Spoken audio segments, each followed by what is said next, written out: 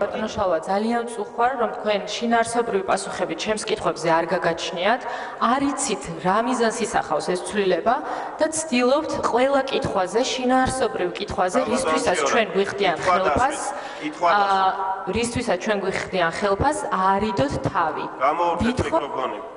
მეორე მოსმენა არ ითვალისწინებს დღეს ვიმსჯელოთ იუსტიციის პრინციპზე, იუსტიციის საბჭო იქნება ჩართული დისციპლინურ საქმის წარმოებაში თუ სადისციპლინო კოლეგია. აქედან გამომდინარე, მეორე მოსმენის მიხედვით წარმოდგენილი კანონპროექტი, რომელიც კომიტეტზე გატანილი იქნა, არ ითვალისწინებს იმ პრინციპს, რომელზეც ისაუბრეთ და მეორე მოსმენაზე მე არ მაქვს უფლებამოსილება პრინციპზე ვიმსჯელო, ან დავაფიქსიროთ ახმობა, ან შევცვალო მეორე მოსმენის წარმოდგენილი კანონმდებლობის პრინციპი.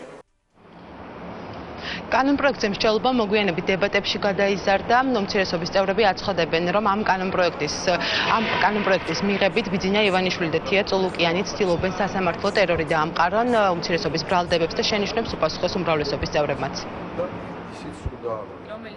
ეს არის სწორედ ის კანონპროექტი, რომლითაც ბიძინა ივანიშვილი და ქალბატონი თია წულუკიანი ცდილობენ შექმნან საყოველთაო ტერორის განწყობა სასამართლო ხელისუფლებაში.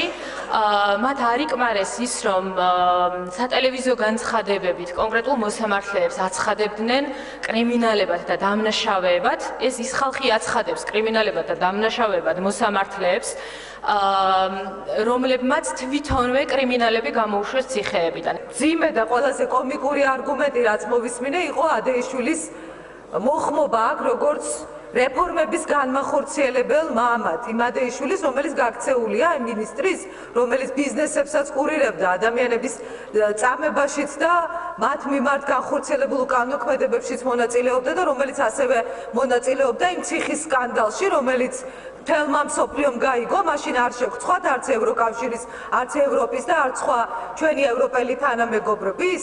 ბატონი ბიძინა ივანიშვილი, რომელიც არის ჩვენი საქართველოს ხსნა, ასე ვიტყოდი. თუ არა ის, ჩვენ ისევ ვიქნებოდით იმ კლანჭებში, რომელსაც 9 წელი თქვენი მმართველობის პერიოდი ერქვა, როდესაც მთელი საქართველო იყო დიახ ციხეში ჩამწყვდეული. ოღონდ ზოგი გისოსებს შიგნით, ზოგი გისოსებს გარეთ.